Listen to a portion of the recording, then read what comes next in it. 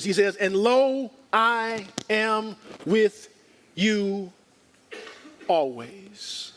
I'm with you always.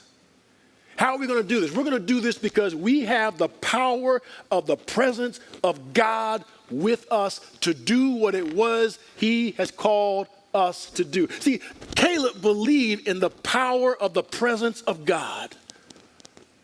And because of that, he had courage. Because of that, he trusted. Because of that, he had no fear. Because he believed in the power of the presence of God. What does the power of God's presence mean in your life? What does it mean in your life? What's the reality of the power of the presence of God in your life? How does that change the way you live? How does that conduct the way you live and the way you behave yourself? What does the power of God's presence mean in your life? When you walk on your job, what does the power of God's presence mean on your job because it's there with you?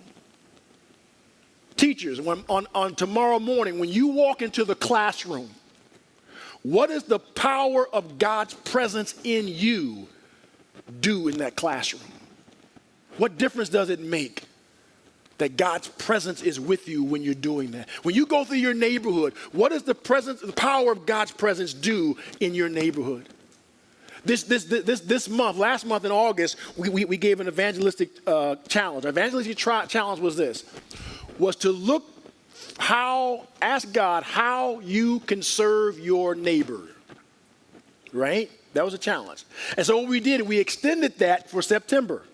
And the challenge is, I need to look for ways that I can touch my neighbor with the love of God, ways that I can serve my neighbors. So what difference does it make that the power of the presence of God is living in you? What difference is that going to make in how you serve your neighbors? On the impact you have in your neighborhood? Caleb said, I've got the power of the presence of God in me, and I can take this mountain. And I'm going to take this mountain. And God's going to give it to me because God's living in me. What is it God is going to do through you because the power of the presence of God is living in your life?